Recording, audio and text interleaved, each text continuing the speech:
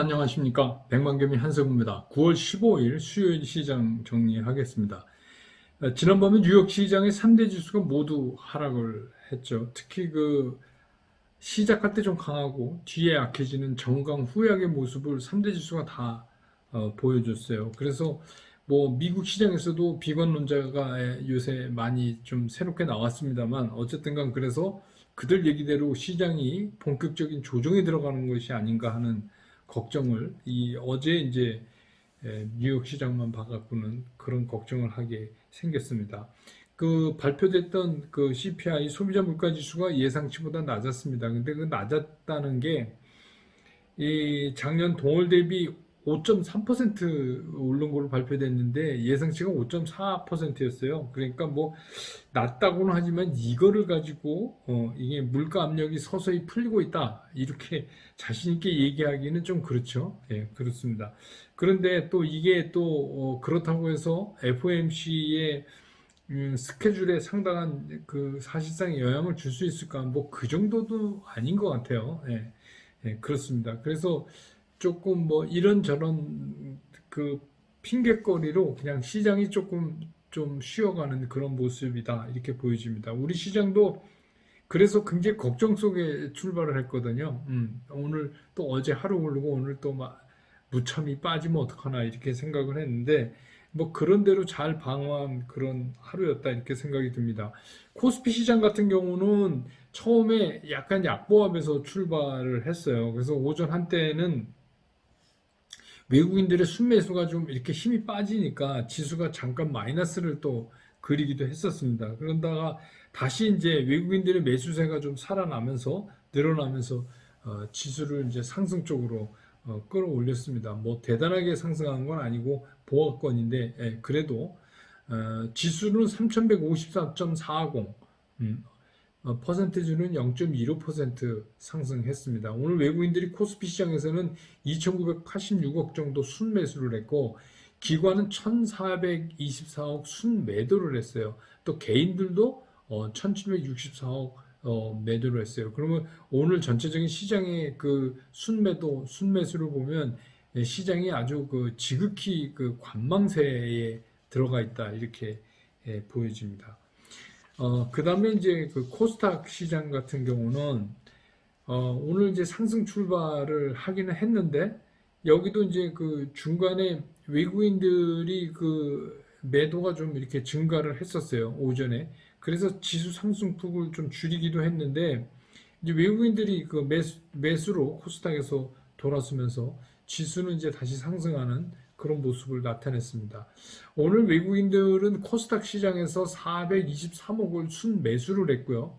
반면에 이제 기관은 237억 순매도, 개인도 좀 매수를 보이다가 장이 끝날 무렵까지 해서 결국은 56억 순매도 하는 걸로 오늘 시장을 마감을 했습니다. 그래서 코스닥 지수는 1042.79포인트로 마감을 함으로 해서 퍼센테이지는 0.49%가 상승하는 그런 상태로 오늘 시장을 마감을 했습니다. 오늘 시장의 특징은 또 오랜만에 메타버스 관련주들이 또 움직였어요. 이 메타버스는 최근에 정부에서 무슨 발표만 하면 관련 발표로만 하면 이게 상승하는 그런 모습을 보여주고 있어요. 오늘도 마찬가지죠. 정부가 이제 이 메타버스를 포함해서 이 초연결 산업 있잖아요. 여기다가 2조 6천억인가를 투자하기로 결정했다. 이런 소식이 전해지면서 또 2025년까지 개방형 메타버스 플랫폼 이거 개발하는 거를 정부가 지원하겠다. 그래서 결국 이 얘기는 뭐냐면 정부 예산이 그쪽 메타버스에 투입된다. 뭐 이런 이제 얘기가 나오면서 관련주들이 오늘 상승하는 그런 모습을 보였습니다. 또 한 가지는 어제도 이제 뭐 잠깐 말씀드렸지만 이제 원전 관련이에요. 이거는 우리나라가 아랍에미레이트 연합 UAE에 수출한 바카라 원전 2호기가 이제 송전 개통 연결에 성공했다. 이렇게 소식이 전해지면서 원전 관련도 좀 움직였고 또 특히 이제 어제 한수원이 한국 수력 원자력 한수원이 그 약간 좀 이상한 그 정부하고 조금 다른 견해를 냈어요. 탄소 중립 반대 의견을 제시했는데 그래서 이 원전 9기에다가 원전 9기 플러스 알파를 더해야 된다, 확대해야 된다, 원전을. 이런 얘기가 이제 드디어 나오기 시작을 했습니다. 뭐, 제 생각에 앞으로는 이제 이 원전 관련돼서도 이런 얘기들이 많이 나오지 않을까 이런 생각이 들어요. 그 다음에 이제 오늘 또 한 가지는 그 또 얘기되는 원격 의료. 이게 뭐냐면 지금 이제 감염자 수가 늘어나는데 이게, 진짜 그 아픈 사람도 있고 전혀 그 증상이 없는 사람도 있잖아요. 그래서 이제 증상이 없는 그 감염자는 재택 그 치료를 좀 확대해야겠다. 그런 것 때문에 이제 원격 의료 관련된 것들이 좀 움직였고 또 대부분의 대선 주자들이 다 원격 의료에 대해서는 추진하는 쪽으로 공약을 내놓고 있어서 그렇게 됐고 또 여러분 보도에서 아셨지만 다시 또 6일 만에 신규 확진자가 2,000명이 또 넘었어요. 그렇게 되다 보니까 이제 관련된 뭐 의료종 및 의약품 관련주 이런 것들이 오늘 다시 움직이는 그런 모습을 보였습니다. 오늘은 이제 어제 보니까 질문해 주신 분 답변을 좀 이건 뭐 다른 분들 좀 알고 계셔야 될 것 같아서 첫 번째가 뭐냐면 주식 매수 청구권. 이거는 제가 브런치 카페에서 한번 설명드렸어요. 그런데 이제 질문하셨으니까 말씀을 좀 드리려고 합니다. 이게 구체적으로 그 녹십자 셀하고 녹십자 랩셀하고 합병 관련해서 이제 그렇다 그러면서 질문을 해주셨는데 이게 이제 왜 이게 주식 매수 청구권이라는 게 뭐냐면 우리가 이제 기업을 합병하잖아요. 두 회사를 A와 B 회사를 합병한다. 이 합병은 어디서 결정합니까? 합병은 주주총회 결정 사항이에요. 그래서 이제 주주총회를 합병하려면 두 회사가 다 열어야죠. 두 회사가 다 열어갖고 각각의 회사에서 A는 B와 B는 A와 합병한다. 이렇게 이제 주총 결의가 돼야 두 회사가 이제 합병이 되는 겁니다. 그건 이제 여러분 아시죠? 근데 이제 여기에 뭐가 또 필요하냐? 그러면 합병을 몇 대 몇으로 할 거냐? 이게 굉장히 중요하잖아요. 근데 이제 이게 양쪽이 다 똑같은 오너의 입장에서 뭐 어떻게 하거나 별로 크게 문제가 없는데 각각의 소액 주주들 입장에서는 자기 재산권이 침해받는다. 그러니까 쉽게 얘기하면 저 비율로 합병하면 난 손해다 이런 생각을 가지실 수 있잖아요. 그러니까 이제 그런 소액 주주들을 위해서 마련된 게 주식 매수 청구권이에요. 왜냐하면 주총에서는 표 많은 쪽 의견이 이기니까. 근데 자기는 그게 싫은데, 자기는 그게 싫은데도 불구하고 다수결로 해서 되니까 자기는 손해 보지 않느냐. 그럼 이런 사람 어떡하냐? 이래서 이제 이게 나온 겁니다. 주식 매수 청구권이.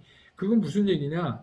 그래서 소액 주주가 난 저 비율로 합병하고 저 합병하는 거에 반대하니 니네가 사가라 내 주식을 이 소액주주 주식을 사가라 그렇게 해서 그 매수를 청구하는 거를 우리가 주식 매수 청구권이라고 그렇게 얘기합니다. 이거는 이제 그냥 아무나 주식 매수 청구권 막 하는 게 아니에요. 이 주식 매수 청구권을 하려면 우선 이 주총이 열리기 전에 이 안건에 대해서 반대 의사를 해야 됩니다. 이거 반대 의사 안 하고 있다가 가만히 눈치 살피다 나 주식 매수 청구권 이렇게 할 수 있는 게 아니고요. 나는 처음부터 이 합병에 반대한다고 의사를 이제 보낸 사람에 한해서 그래도 이제 결론이 나서 이 경우 녹십자 경우와 같이 합병이 되면 그걸 반대했던 사람들은 그럼 내 주식 니네가 사가 이렇게 이제 얘기하는 겁니다. 그 당의 회사에다가. 그리고 주총이 끝나면 이제 일정 기간 그 주식 매수 청구권을 신청할 수 있는 기간을 줘요. 통상 뭐 한 2주 정도 이렇게 주는데 그러면 이제 그 사이에 하는데 어떤 방법으로 하냐면 여러분들이 거래하는 증권사에다가 매수 청구권 신청을 하는 거예요. 근데 이제 그걸 하려면 이 사람이 이 주총에 반대했다, 반대 의사를 밝혔다는 게 그게 있어야 됩니다. 그냥 상황 봐서 이거 아무래도 내가 손해인 것 같은데 이렇게는 못하는 겁니다. 그 다음에 이제 그러면 이걸 각 증권사에서 해서 이거 예탁을 해서 집계를 해요. 그런 다음에 이제 그걸 당해 회사가 사주게 됩니다. 요것도 이제 뭐 그 일정 기간 동안에 매매되는 뭐 거래량이라든지 주가 이렇게 해서 그 주식 매수 청구권 매수 가격이 결정하는 방법이 있어요. 그 룰에 의해서 이제 그 가격을 정하고 그래서 이제 그 청구한 소액주주의 주식을 사가게 되고 그러면 이제 그 소액주주 계좌에는 돈이 들어오고 주식이 없어지고 이렇게 되는 겁니다. 예, 그런 거에 그러니까 이게 이제 소액주주 보호 차원에서 만들어진 겁니다. 그 다음에 또 한 가지 질문이 저도 이런 생각 하실 수 있겠다 이런 생각했는데 저한테 질문하신 건데 오를 때는 사지 말고 떨어질 때 사라 이렇게 얘기를 하는데 또 이번 같은 경우에 주가가 움직여서 돌아서서 이제 주가가 상승한다고 확인된 다음에 사나 그러면 서로 앞뒤가 맞지 않는 거 아니냐 이제 이런 질문을 해주셨어요. 그래서 이제 제가 이거 답변을 드리면 오를 때 사지 말고 떨어질 때 사라는 말씀은 뭐냐면 이게 급등 급락을 막 하는 시장에서 급등할 때 갑자기 내 생각보다 주가가 많이 급등할 때 막 쫓아가서 허겁지겁 사지 말라. 오히려 제가 어떻게 말씀드렸어요. 그럴 때는 일정 부분 이익 실현하는 게 훨씬 더 효과적이다. 그 다음에 이제 오히려 주가가 큰 폭으로 빠졌는데 그 빠지는 이유가 뭐 뚜렷한 이유 없이 그 이번에 뭐 카카오 같이 그런 게 아니라 뚜렷한 이유 없이 주가가 이렇게 빠지면 그때는 좀 분할 매수하는 거를 검토해 보시라. 이렇게 이제 말씀드린 거고 이제 돌아서서 장이 좋아지는 걸 확인한 다음에 매수하자는 얘기는 무슨 말씀이냐면 이렇게 이제 우리가 얼마 동안 조정기의 시장이 있잖아요. 그랬다가 이 조정기가 언젠가는 끝나죠. 그래서 이 조정기를 탈출하고 나서는 오히려 주가가 좀 완연하게 상승 기조로 간다라는 게 확인한 다음에 추가적인 매입을 하는 게 낫다. 그러니까 지금 여러분들한테 제가 모델 포트폴리오로 여러분한테 말씀드린 거 기억하시죠? 주식 70% 있고 현금 30% 있는데 이 현금 30%를 써서 사용해서 더 사는 거는 주가가 조정기가 끝난 다음에 오히려 확인된 다음에 사는 게 낫다. 이런 말씀을 드리. 이 둘 다 상황이 달라요. 그래서 오히려 이제 뭐 오를 때 사고 급락하면 살 때는 무슨 얘기냐면 평소에 좀 눈여겨봤는데 가격 때문에 못 사고 있던 것들이 이렇게 급락할 때는 오히려 일정 범위 안에서 좀 분할 매수하는 거, 그것도 일정 범위 안에서 분할 매수하는 거를 검토해봐라 이런 거고, 지금 이제 돌아서는 거를 확인하고 사자는 얘기는 이 조정기를 끝내고 나가면서 추가적 매입을 할 때 그렇게 하시라 이런 얘기입니다. 이해가 되셨길 바랍니다. 그 다음에 시장 얘기하죠. 어제 이제 썸네일이 제가 카카오에서 벗어나야 한다 이런 얘기를 드렸더니 어제 이제 댓글을 보니까 많은 의견들을 주셨어요. 근데 이거를 카카오를 이제 버려라 뭐 이런 걸로 이해하신 분이 계시더라고요. 그런 얘기가 아니고 이게 이제 카카오에 너무 몰입돼 있으면 카카오 움직임에 벌써 이제 일주일 돼 가잖아요. 그러니까 그렇게 되면 전체적인 시장을 못 본다. 그러니까 우리는 중요한 게 종목이 카카오만 있는 게 아니라 다른 종목들도 있기 때문에 좀 그러실 필요가 있다라는 말씀을 드린 겁니다. 근데 이게 뭐 어떻게 제 얘기를 이해하고 뭐 하는 거는 뭐 여러분들 각자의 차이도 있고 또 뭐 여러분 각자의 목이지만 이게 잘못 알아들으시면 본인만 손해가 나는 거죠. 예, 그 얘기를.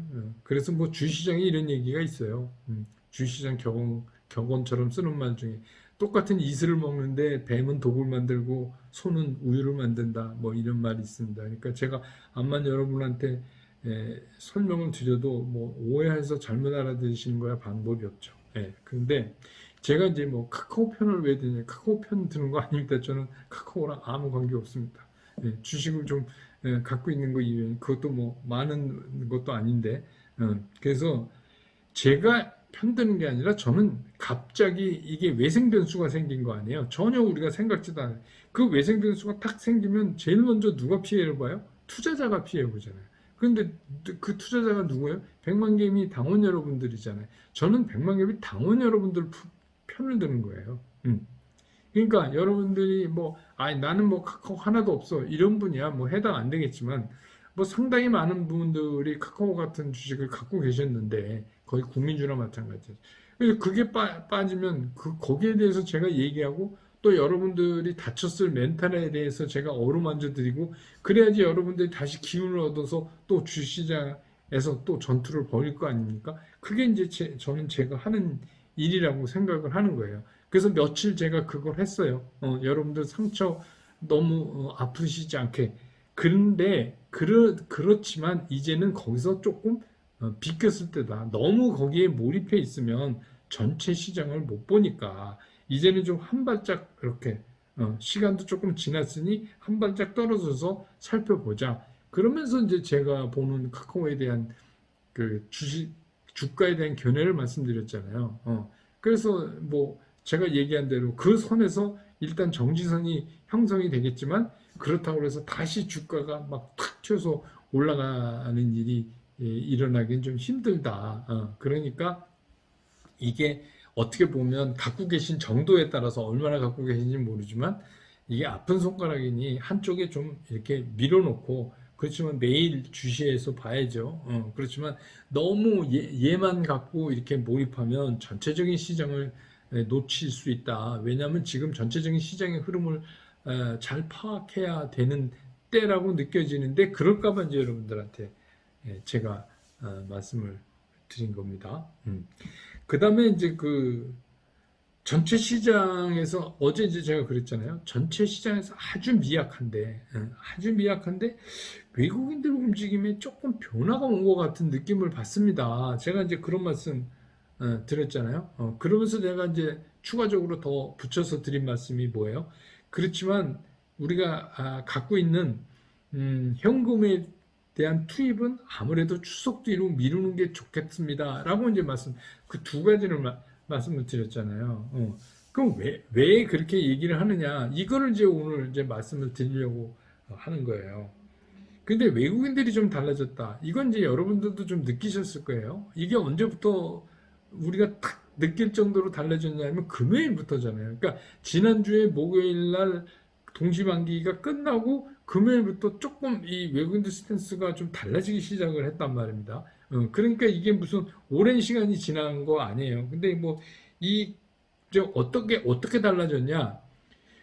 그동안은 뭐 진짜 다시는 안 볼 것처럼 뭐 매도 일변도로 계속해서 우리 시장에 외국인들이 팔고 있었잖아요. 그런데 이제 그게 조금 바뀌는 것 같다. 그 일방적인 매도가 좀 바뀌는 것 같다는 느낌을 제가 이제 받는다. 이제 그런 말씀이에요. 근데 또 안에 내용을 보면 매수 대상도 조금씩 그동안에 거랑 조금 틀어지는 뭐 그런 모습을 이제 좀 볼 수가 있어요. 그래서 이게 이제 정말 제가 이제 여러분한테 자주 말씀드렸던 것처럼 우리나라 접종률이 막 완전 접종률이 올라가니까 진짜 저희들이 예측했던 것처럼 우리나라 이런 거는 대단한 것 같아요. 접종률 스피드로는 세계 탑인 것 같습니다, 지금. 그래서 뭐 이런 식으로 하면 굉장히 빨리 접종률이 올라갈 것 같아요. 그래서 아직 환율, 이제 또 하나 체크해야 되는 이제 환율 문제는 조금 아직도 답이 없어요. 오늘도 뭐 환율이 30전인가요? 내려가긴 했지만 뭐 그거 갖고는 뭐 우리가 뭐 상황 판단에 참고로 하기에는 택도 없는 거고 그래서 환율은 아직 그렇지만 정말로 외국인들이 우리 시장을 보는 그 시각이 그 움직임이 조금 달라졌다. 근데 사실은 정말 그랬으면 좋겠어요. 저도. 근데 이제 이게 진짜인지 아닌지를 우리가 확인해 봐야 되잖아요. 근데 여러분 이제 제가 그 브런치 카페에서 말씀드렸을 때 MSCI 선진국 지수 그거는 모건 스탠리 캐피탈 인터내셔널 거기서 이제 만드는 거 아니에요. 근데 이제 그거보다는 못하지만 추종 펀드들이 그거보다는 훨씬 작지만 FTSE라는 지수라는 게 있어요. 그 영국의 이제 파이낸셜 타임스 스톡 익스체인지 이거의 주말인데 이 FTSE 지수라는 게 있어요. 근데 이거는 이제 그때도 잠깐 제가 소개해드렸지만 이거는 MSCI 지수보다는 시장 영향력이 훨씬 떨어집니다. 근데 우리나라가 이게 2009년에 이 FTSE에는 선진국 지수에 편입이 됐어요. 여기에는 MSCI는 안 됐는데, 근데 이제 MSCI가 워낙 추종 하는 게 많으니까, 추종 펀드들이 많으니까 그거는 뭐 시장에서 엄청난 움직임을 보이고 있고, 그걸 하려면 우리가 환시장 열어야 된다, 그 말씀도 제가 드렸잖아요. 근데 이거는 이제 우리가 FTSE는 2009년부터 선진국 지수에 들어가 있는데, 이게 지금 리밸런싱을 하거든요.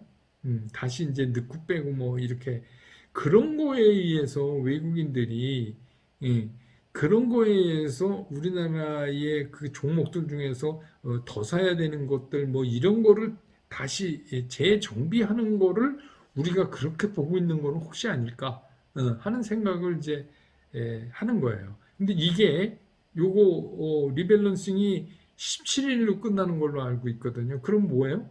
이번 주 금요일이니까 이제 그다음부터 우리 추석 연휴예요. 그러니까 이거를 성급하게 외국인들 움직임이 달라졌다 이렇게를 볼 수가 없어요. 그래서 저는 뭐 일단 외국인들이 지난 금요일을 기점으로 해서 움직임이 좀 달라지고 주가가 그 전처럼 이렇게 급격하게 안 빠지는 거는 정말 다행스러운 일이지만, 그렇다고 해서 이거가 추석 이후까지 계속 이어진다라고 얘기할 수는 좀 없어요. 그러니까 그거는 좀 우리가 여태 고생한 김에 그거는 조금 더 의심의 눈초리로 보는 게 낫지 않을까. 그래서 지금의 이런 움직임이 혹시 FTSE 지수 리밸런싱에서 나온 영향인가, 이렇게도 우리가 좀 의심을 해봐야 된다. 그래서 이제 그런 의미로 본다면 어차피 우리가 갖고 있는 현금은 아예 그냥 잘 싸들고서 이거는 뭐 연휴를 한번 넘겨보자 하는 게 이제 제 생각이에요. 뭐 다행이긴 하지만 좀 그렇게 하는 게 더 안전하지 않겠느냐. 왜 그러냐면 뭐 늘 말씀드리지만 제가 여태까지 당원 여러분들한테 말씀드린 대로 뭐라면은 주식이 한 70% 있고 현금이 한 30% 있는 거 아닙니까? 그렇다면 뭐 구태여 서둘러서 지금 연휴가 오기 전에 나머지를 막 채우고 이런 것까지는 안 해도 되는 거 아니냐. 만약에 그렇게 해서 이게 그런 일시적인 리밸런싱에서 온 게 아니라 진짜 외국인들이 적극적으로 사기 시작했다 해서 추석 연휴 지난 다음에 올라가면 그때 뭐 나머지를 추가 투입하는 게 조금 늦지만 그래도 그게 안전하다. 그래서 이제 이런 말씀을 드리는 겁니다. 그래서 혹시 외국인들의 움직임의 변화가 거기에 기인한 거 아닌가, 이런 의심도 우리가 한번 해봐야 된다. 그 다음에 이제 브런치 카페는 이번 주에는 쉬겠습니다. 그리고 뭐 여러분 뭐 더도 말고 뭐 덜도 말고 한가위만 같아라 뭐 이런 얘기도 있잖아요. 그런데 뭐 한가위 명절에 여러분 또 뭐 주식 공부하라고, 이거 되게 웃깁니다. 그래서 그냥 한가위 연휴는 편히 쉬시고, 브런치 카페가 이제 50강이잖아요. 50번째 강의. 그러니까 제가 이거 시작할 때 1년이 52주니까 한 50강 정도 하면은 일단은 한번 끝나지 않을까. 그래서 저도 50강 정도에서 일단 끝을 맺고, 그 다음에 뭐 시즌2는 또 이제 좀 생각해 보기로 그렇게 하겠습니다. 그러니까 여러분 그동안 필요한 거 브런치 카페 돌려보시면 웬만한 거 다 나와요. 그래서 그리고 뭐 당연히 뭐 주말엔 당연히 그렇고 월화수 100만 개미 쉽니다. 장이 안 열리니까. 근데 이제 상황 봐서 이건 상황 봐서 22일 수요일 날 혹시라도 제가 여러분들한테 정리해서 올릴 영상이 있으면 그때 한번 여러분 뭐 고향 갔다가 다 돌아오신 후잖아요. 연휴 마지막 날 오후에 한번 올려볼까 한번 생각 중입니다. 그리고 슬콘생은 그동안 뭐 계속 제가 연주도 올려놓고 그럴 테니까 많이 좀 시청해 주시기 바랍니다. 자, 그래서 이제 오늘 영상을 이렇게 정리하고, 이제 연휴까지 이틀 남았는데 어떤 그 외국인들 매수의 변동이 있을까, 이거 계속 지켜봐야 될 것 같아요. 내일도 또 시장 끝난 다음에 정리해서 다시 여러분 곁으로 돌아오겠습니다. 여러분 고맙습니다.